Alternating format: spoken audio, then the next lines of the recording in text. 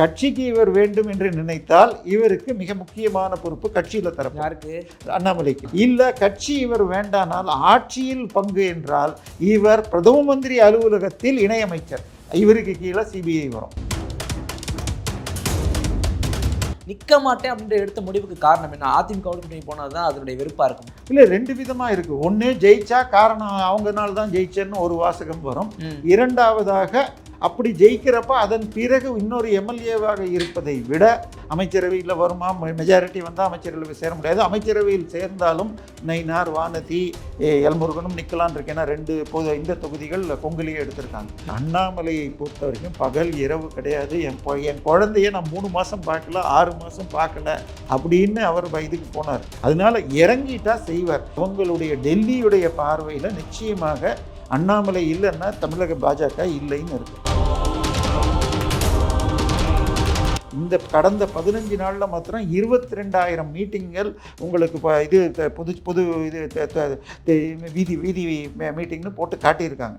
So அதை continue பண்ணாங்கன்னா இதில் அவர் அவங்களுக்கு இருக்கிற 27, இவங்களுக்கு இருக்கிற 5, அது தவிர இவரும் நினைக்கிறேன் நம்ம ஃபார்வர்ட் பிளாக் இவர் இருக்க அந்த 33 தொகுதியில் 22 சீட்டை அவர் வாங்கி தரணும். அமமுகவுக்கும் வாங்கியாச்சுன்னா இந்த 35 இவர் வெற்றி பெற்று காட்டிவிட்டார் என்ற 30 குறையாமல் அவர் நிச்சயமாக அடுத்த உங்களுக்கு 27 அவரை கட்சி தலைவராக கூட என்டிஏ மாத்திரம் பாமக இல்லாமையே 30 சீட்டு வரும். கூட்டணியாக 140 சீட்டு வரைக்கும் எளிதாக கொண்டு போகலாம். கூட்டணி ஒன்ஸ் ஜாஸ்தி ஆச்சுன்னு வச்சுக்கோங்க, அது இன்னும் ஜாஸ்தி தான் போகுமே தவிர குறைய முடியாது. ஆன்டி இன்கம்பன்சி உள்ளதை தொகுத்து கொண்டு போய் சேர்க்கணும். அதுதான் இதில் இருக்கும். அதுதான் அண்ணாமலையுடைய ட்ரிக்காக அவருடைய ஃபார்முலாவாக இருக்கணும்.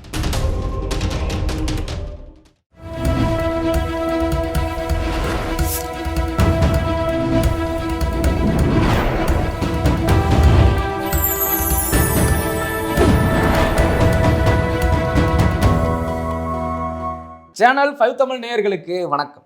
இந்த நேர்காணலில் நம்மோடு இணைந்திருப்பவர் அரசியல் விமர்சகர் திரு தேவப்பிரியா அவர்கள். வாருங்கள், அவரோடு பேசுவோம். சார் வணக்கம். வணக்கம். 2026 தேர்தல் களம் சூடுபிடிக்க ஆரம்பிச்சிருச்சு. தொகுதிகள்லாம் கூட ஆல்மோஸ்ட் எல்லாம் முடிஞ்சிருச்சு. இனி வேட்பாளர்கள் அறிவிக்கிறது மட்டும்தான் ஒவ்வொரு கட்சியிலையும் வேலை.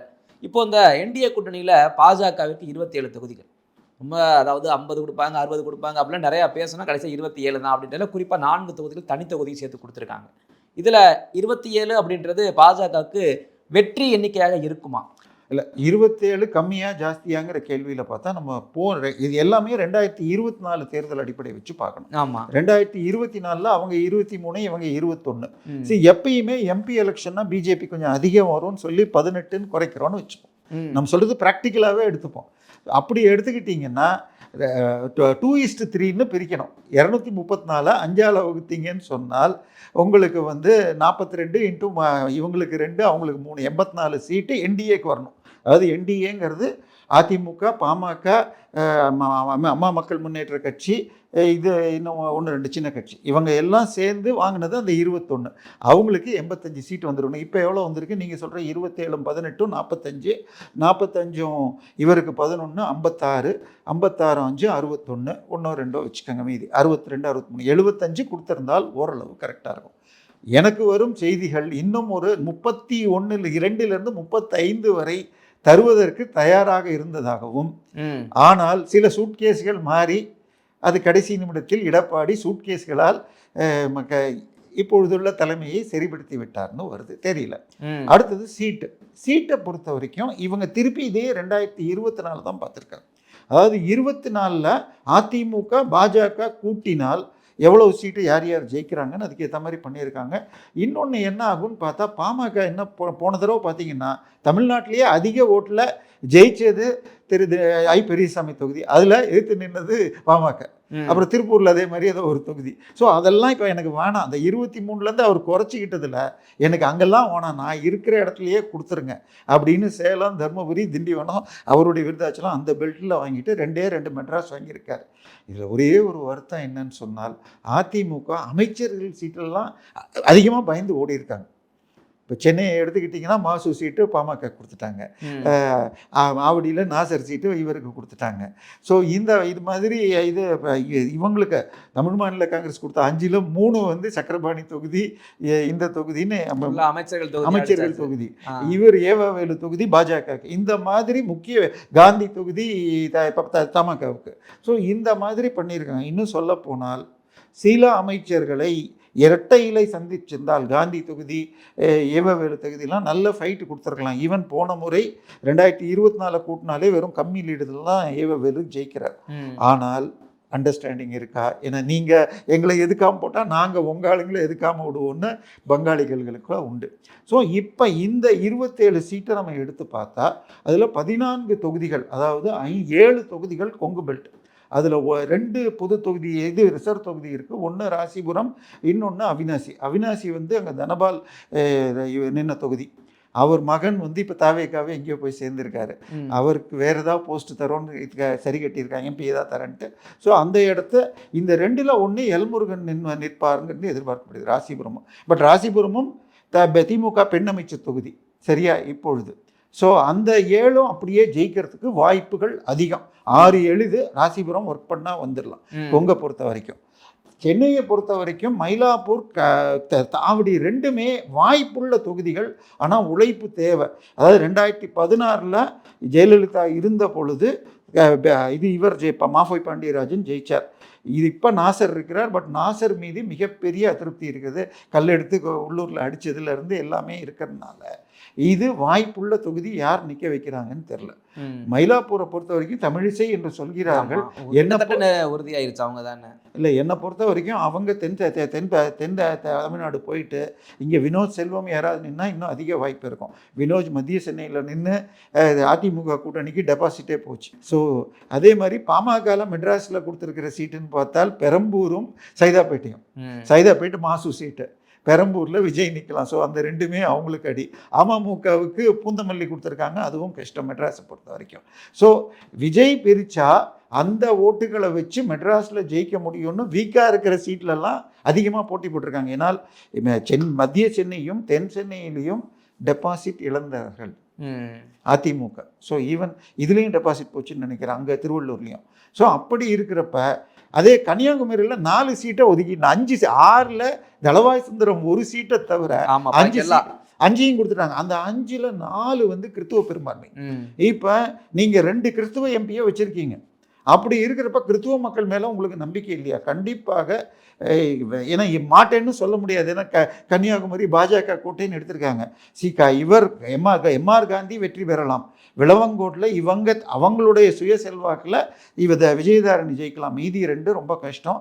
கிள்ளியூரை பொறுத்த வரைக்கும் தமாக ரொம்ப கஷ்டப்பட்டால் பண்ணலாம். தமாகவுடைய 5 சீட்டில் கும்பகோணம் 1 மட்டும் அங்கே ரெட்டையிலை வாங்கி நின்னால் சாக்கோட்டை இவர் தோக்கிறதுக்கு வாய்ப்பு இருக்குது. இல்லைன்னா அவங்க 5மே கஷ்டம்.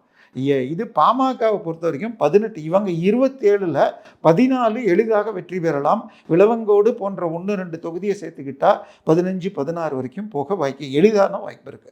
இப்போ பாமக 27க்கு 15 வரைக்கும் வாய்ப்பு இருக்கு. 12 எளிது 14 வரைக்கும் இது போன ஓட்டை கூட்டினாலே அப்படியே வருது. இன்னும் ஒண்ணு நம்ம அந்த பழைய 2024 வச்சு சொல்றோம். விஜயின் தாக்கம் எதை எப்படி மாத்த சார்? விஜயுடைய தாக்கம் என்பது சென்னையில மட்டும்தான் 20% தொடுகிறது. நான் சொல்றது அதுவும் நீங்க எடுக்கிற நீங்கன்னா யார் போய் கேட்டாலும் மக்கள் சொல்றதுதான் சொல்ல போறாங்க.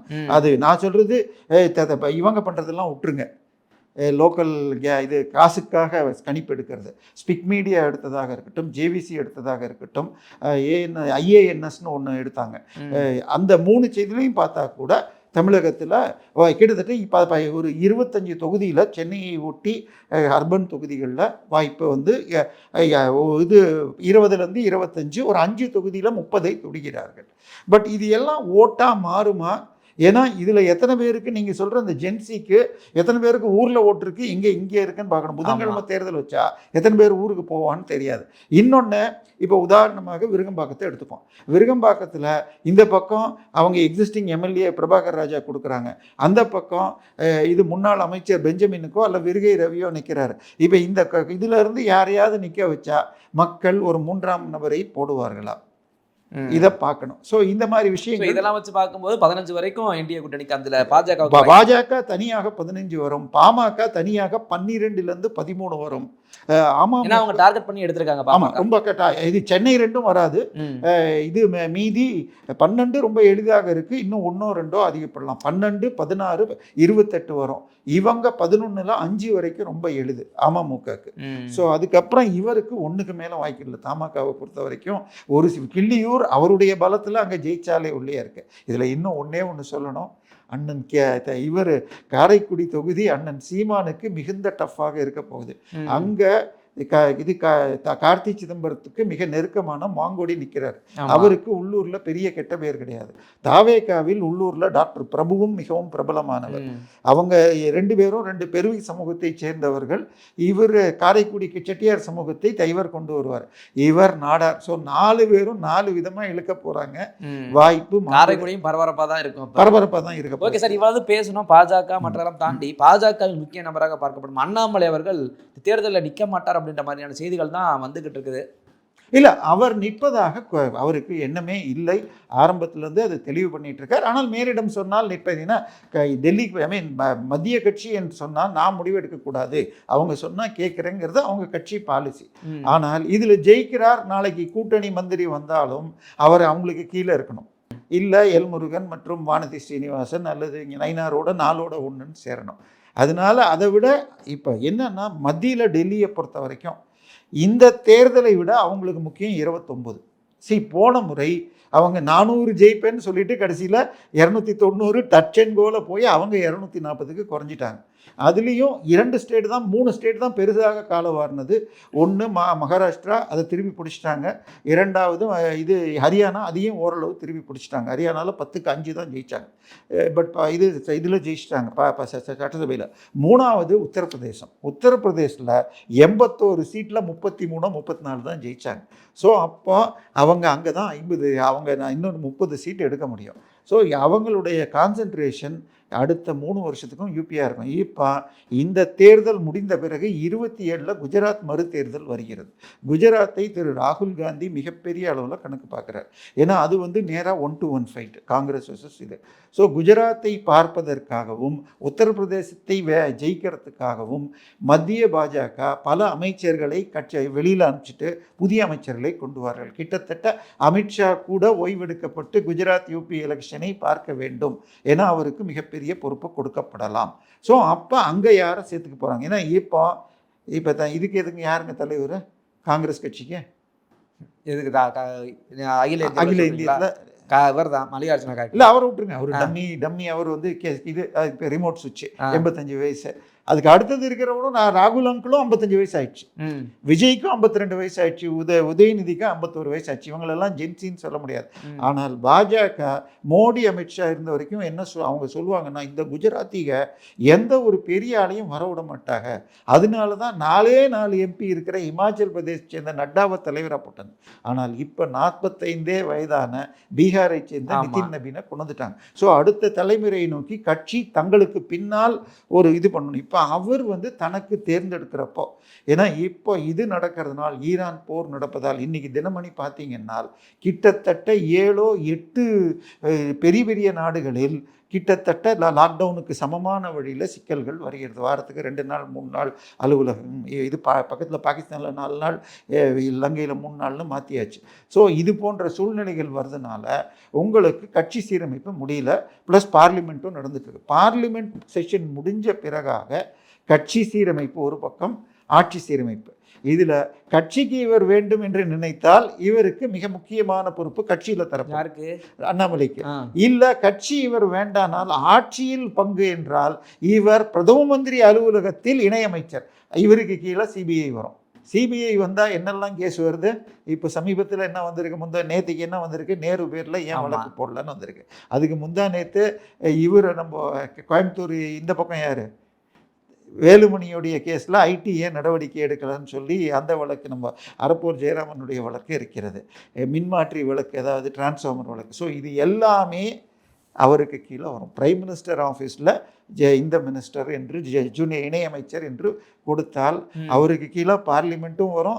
அது ஓகே. அதை இவர் சொல்லும் போது நான் நிற்க மாட்டேன்னு ஆரம்பத்தில் சொன்னார். தலைமை சொன்னால் நிற்பேனா, நிற்க மாட்டேன் அப்படின்ற எடுத்த முடிவுக்கு காரணம் என்ன? அதிமுக கூட்டணி போனது தான் அதனுடைய வெறுப்பாக இருக்குமோ? இல்லை, ரெண்டு விதமாக இருக்குது. ஒன்று, ஜெயிச்சா காரணம் அவங்கனால தான் ஜெயிச்சேன்னு ஒரு வாசகம் வரும். இரண்டாவதாக, அப்படி ஜெயிக்கிறப்ப அதன் பிறகு இன்னொரு எம்எல்ஏவாக இருப்பதை விட அமைச்சரவையில் வருமா, மெஜாரிட்டி வந்தால் அமைச்சரவையில் சேர முடியாது. அமைச்சரவையில் சேர்ந்தாலும் நயினார், வானதி, எல்முருகனும் நிற்கலான் இருக்கு. ஏன்னா 2 இந்த தொகுதிகள் கொங்குலியே எடுத்திருக்காங்க. ஸோ இது ஏன்னா இது எடுத்தது எல்லாமே சீட்டு பார்த்து எடுத்திருக்காங்க. இதில் ஒன்றே ஒன்று, கன்னியாகுமரியில் கொடுத்த 4 சீட்டுகளும் இதில் டெல்டாவில் 5 சீட்டும் கொடுத்துருக்காங்க. டெல்டாவில் 5ல் புதுக்கோட்டையில் ராமச்சந்திரன் அவர்கள் புதிதாக நல்ல உழைப்பு கொடுத்துருக்காரு, நல்ல பூத் ஒர்க் பண்ணியிருக்காங்கங்கிறாங்க. அதை தாண்டி கந்தரவக்கோட்டையே ஏதோ ஒன்று தனி தொகுதியில் வாய்ப்பு இருக்குது. இல்லாட்டி 5ல் 3 இப்பயே எழுதிடலாம். ஸோ அதனால் அந்த 2ல் கொஞ்சம் ஃபைட் சரியான பேச்சு இல்லை. இல்லாட்டி 2024 வச்சு தான் பிரிச்சிருக்காங்க. ஆனால் 2 பக்கமும் எதிர்ப்புகள் எப்பயுமே இருக்கும், அதெல்லாம் தாண்டி போயிடும். பட் ஒன்று நடந்திருக்கு, தங்களுக்கு வேணுங்கிற மாதிரி சீட்டை பொறுக்கி எடுத்திருக்காங்களோ. ஏன்னா தென் சென்னையில் போன முறை 3வது இடத்துக்கு போனதில் ஒரு சீட்டு கூட கொடுக்கல. வேளச்சேரியோ சோழிங்கநல்லூரோ வரும் என்று ஏதாவது ஒன்று கிடைக்கும். அதே மாதிரி விருகம்பாக்கம் எதிர்பார்க்கப்பட்டது. அது இல்லாமல் வெறும் மயிலாப்பூர் மாத்திரம் கொடுத்துருக்காங்க. அது தமிழிசை என்னை பொறுத்த வரைக்கும் அங்கே தூத்துக்குடி அந்த ஏரியாவில் நின்றுட்டு நாங்கள் நேரியும் எங்கேயாவது இதை வினோத் நின்றால் நல்லா இருக்கும் தான் நான் பார்க்குறேன். இல்லை, இந்த தேர்தலில் அண்ணாமலை நிற்கிறாரு அப்படின்றது, ஒருவேளை நிற்கலை அப்படின்னா அவர் எந்த மாதிரி பயன்படுத்துவாங்க? இவரை ஒரு பிரச்சாரத்திற்கு மிகப்பெரிய ஒரு தூண் போல பயன்படுத்துவாங்களா, இல்லை அண்ணாமலை அந்த மாதிரி இறங்கி வேலை பார்க்கறதுக்கு முதல்ல வாய்ப்பு? சார், அண்ணாமலையை பொறுத்த வரைக்கும் பகல் இரவு கிடையாது.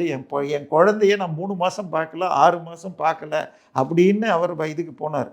ஸோ நடுவில் ஏதோ ஒரு நாள் ரெஸ்ட், 2 நாள் ரெஸ்ட் இருந்தால் தான் மக்கள் யாத்திரையை வச்சு என் மக்கள் யாத்திரையில் நடுவில் போய் பார்த்தார். அதனால இறங்கிட்டா செய்வார். இப்போ அவங்களுடைய டெல்லியுடைய பார்வையில் நிச்சயமாக அண்ணாமலை இல்லைன்னா தமிழக பாஜக இல்லைன்னு இருக்குது. ஸோ அவங்களுடைய பார்வை 29 நோக்கி இருக்குது. இதில் நான் முதலேருந்தே சொல்லிகிட்டு இருக்கிறது எம்ஜிஆர் ஃபார்முலா என்பதை கொண்டு போயிருக்கணும். ஸோ என்டிஏவிற்கு 3ல் 1 பங்கு சட்டசபையிலையும், இதில் 3ல் 2 பங்கு பாராளுமன்றத்திலையும் சீட்டு கொடுப்பாங்க. ஸோ இதில் 3ல் 1 பங்குன்னா 75லேருந்து 80 வந்திருக்கணும், 60ன்னு குறைஞ்சிருக்கு. பட் அதில் 20லேருந்து 25 சீட்டு வாங்கி ஜெயிக்கணும்.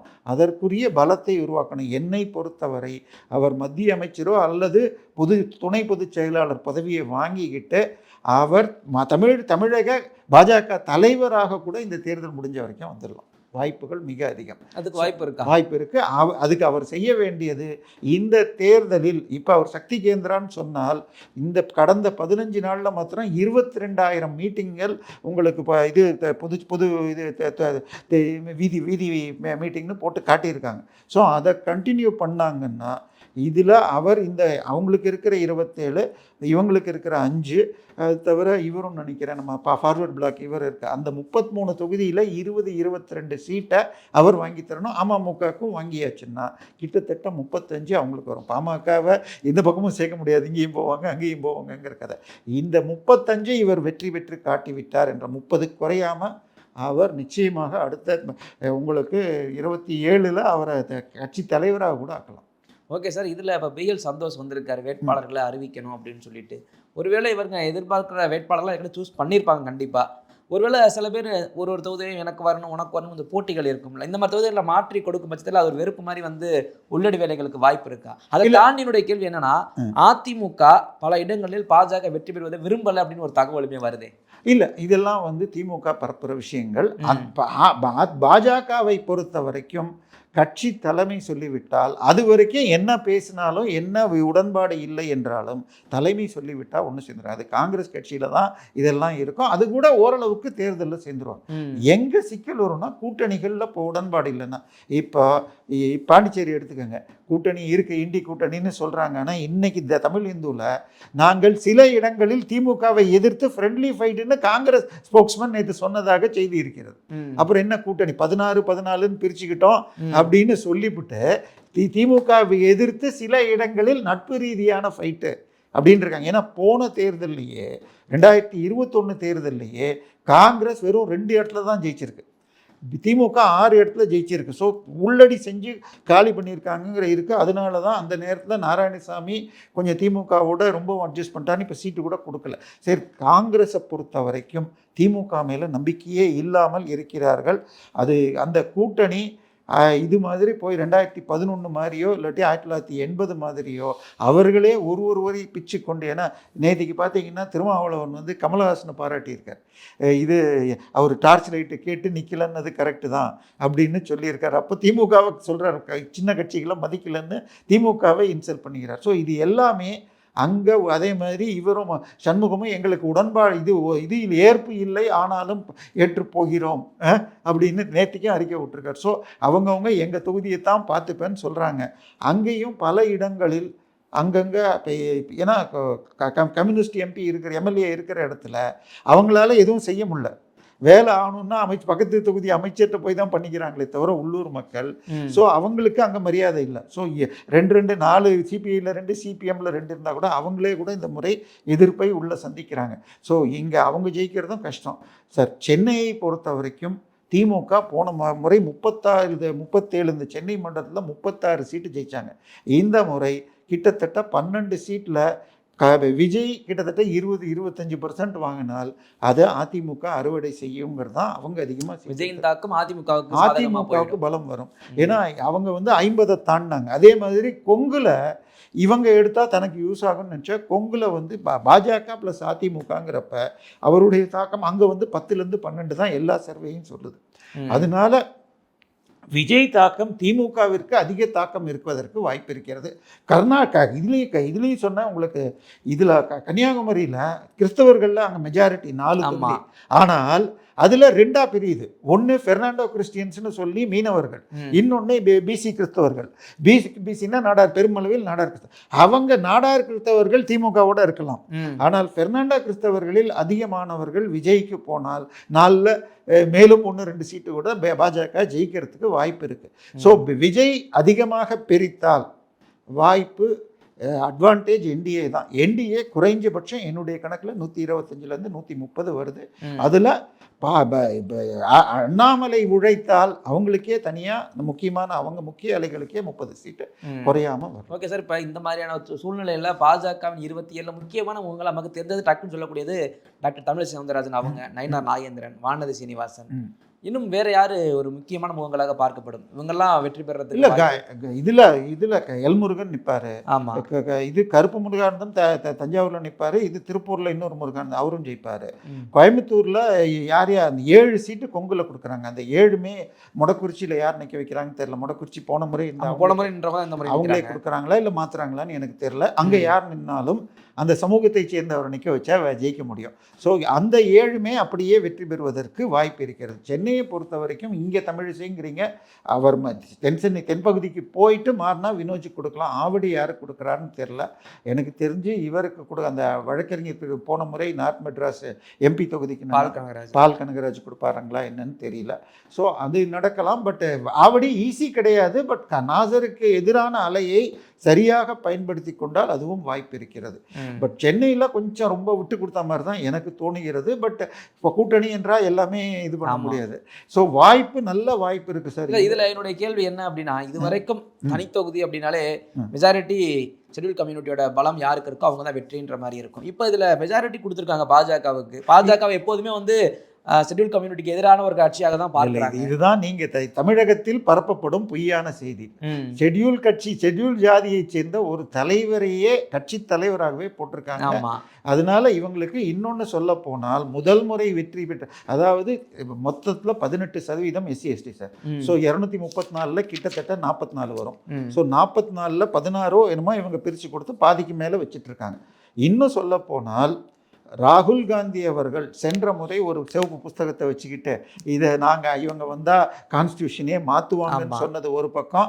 நான் வந்தால் என்னது யாரெல்லாம் ரோட்டில் உட்காந்து ரீல்ஸ் போடுறாங்களோ அவங்களுக்கெல்லாம் 8000 ரூபா கொடுக்குறேன் அப்படின்னு போட்ட வீடியோக்களை பார்த்து ஷெட்யூல்டு கேஸ்ட் மக்கள் நாங்கள் மோடிக்கு துரோகம் செய்து விட்டோம், நாங்கள் அதை பரிகாரம் செய்யணும்னு என்ற நோக்கில் போனதால் தான் பெருவாரியாக ஹரியானாலையும் மகாராஷ்டிராலையும் ஜெயிச்சது. ஹரியானாவில் காங்கிரஸில் ஒரு பக்கம் 90 சீட்டில் 70 சீட்டு என்னமோ அவர்கள் பெருவாரியான ஜாட் பகுதியில் கொடுத்துட்டு, அங்கே அடுத்த பெரிய லீடராக இருந்த பெண் லீடரை அவர் கண்டிக்கவே இல்லாமல் ராகுல் காந்தி பிரச்சாரத்துக்கே வராமல் 4 நாள் முன்னாடி வந்து அந்த 2 பேர் கையையும் பிடிச்சிட்டு ஒரே ஒரு பிரச்சாரம் பண்ணார். கிட்டத்தட்ட இங்கேயும் கடந்த 4 மாதமாக ஒரு முறை கூட வரல.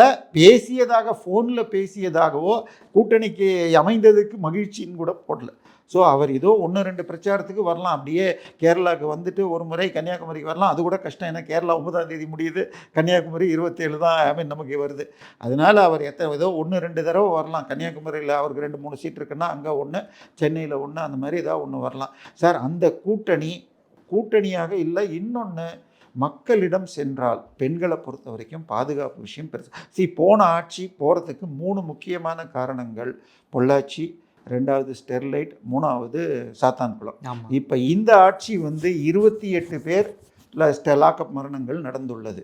அது பெண்கள் விஷயத்தை நம்ம சொல்லவே, அது ஒரு பக்கம் கள்ளக்குறிச்சியில் கள்ளச்சாராயம் குடித்தது, இது எல்லாமே இருப்பதால் லோக்கல், அதான் சார், மொத்தம் 234 தொகுதிகள் தமிழ்நாட்டில். அதில் 155லேருந்து 156 தொகுதிகளில் 60% ஓட்டுக்கள் கிராமப்புற ஓட்டுகள், ரூரல். ஸோ அந்த ஓட்டுகளில் 50% பேர் இந்த ஆட்சி போக வேண்டும் என்கிறாள். நான் எடுத்த சர்வேல, நான் 4ஆம் தூணுக்காக எடுத்ததில், உங்களுக்கு சென்னை முதல் யார் முதலமைச்சராக வரணும்னு பார்த்தால் சென்னையில் 42% ஸ்டாலின் சார் வர்றாரு. அங்கே போனால் 32 ஆகுது. இங்கே எடப்பாடி அவர்கள் 38ன்னு வருது, அவரோட 4% கீழே. ஆனால் அங்கே போனால் 47ன்னு வருது. ஸோ ரூரல் ஓட்டை சரியாக கூட்டணி ஜெல்லாகி கடுமையான உழைப்பு கொடுக்கணும். ஏன்னா இன்னைக்கு இவர் கூட நான் அடுத்த 24 வாரமும் நாம் உழைக்க வேண்டும்னு ஹிந்துவில் ஸ்டாலின் பேசியதாக இருக்கு.